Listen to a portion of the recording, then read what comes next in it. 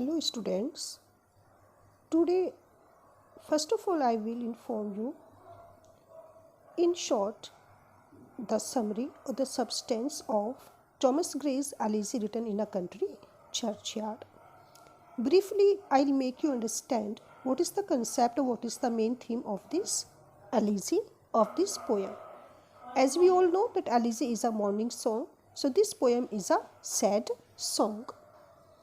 It was the time of evening. Means when the poet is sitting in the churchyard, it was evening. Farmers and cattle are returning home. They both are tired. Farmers and cattle. They both are tired and they are going back to their home at the time of evening. And from the mode of their walking, it is very clear that they both are very exhausted. The curfew bell is ringing and it is giving warning to the housewives to put out the domestic lights. The curfew bell is the symbol that now you must stop your all house works. The poet is sitting in the graveyard of a church. He is all alone. Slowly and gradually the darkness is spreading all around the ground. In the graveyard of the church, the atmosphere is also very serious. It is also very silent. And this silence is disturbed only by the humming sound of cattle and by the tinkling of the bell of the sleepy cattle. In the distant cattle sheds, when they move their heads. It is night now. The poet is still sitting in the churchyard, all alone. There is complete silence in the atmosphere, but this silence is sometimes disturbed by the hooting of the owl. The poet thinks that the owl hoots because it is complaining to the moon of some traveler or passerby who has disturbed his peace. In the churchyard, the poet is sitting alone in the stillness of the night and he sees a number of graves. The poet here, he sees a number of graves and seeing them, looking at them, he is filled with deep melancholic thoughts.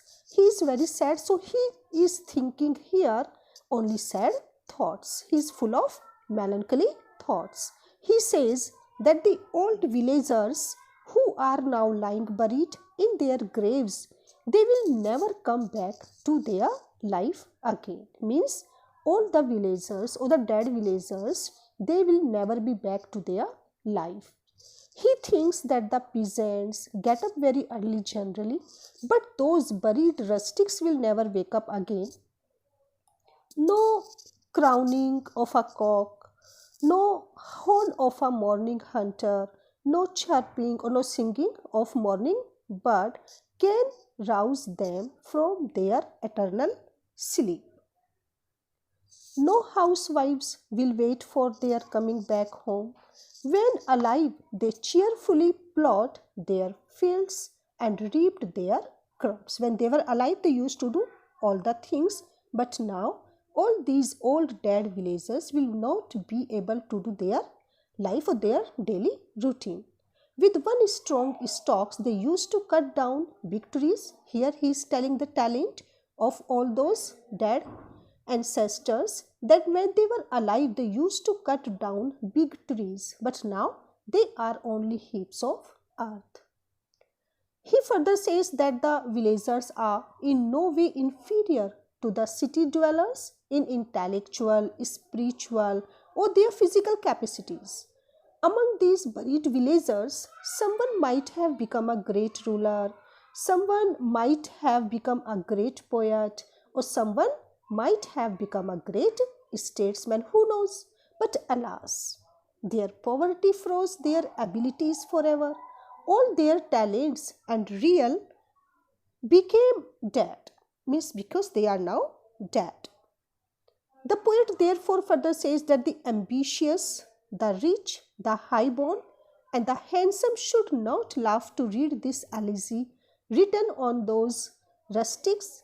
The reason is that the difference between the rich and the poor, the high and the low, is only among the alike. It was very, very important. The poet just makes it very clear that when we are alive, we make a lot of difference between the poor and the rich, between the high and the low. But when we all are dead, we are the same. Death comes to all someday. We all are mortal, and one day we have to die. It makes all the dead equal to one another. The rich people should also not laugh that there are no tombstones on the graves of the poor villagers. For a tombstone, an urn, or a statue cannot revive a dead person. So what is the use? What is the use of a statue? What is the use of an award? Because nothing can make them alive. Then the poet's thoughts turn to himself. So here is an autobiographical note, because now the poet, he is thinking of himself, and he thinks that he too is poor. He shall also die someday and can be buried. After it, the poet writes a 12-line epitaph of his own grave. At the end of the poem, we find an epitaph, and it consists only 12 lines, because now he is thinking of himself. And it is very, very important that he was educated, sad, kind, benevolent, but he was poor. So it doesn't matter. It is not an important matter how much educated, how much kind you are, how much merciful you are. If you are poor, he shall now can be found. He can be found in the churchyard, except his grave. He is dead and buried with a monument upon his grave. And the 2 lines I can mention here.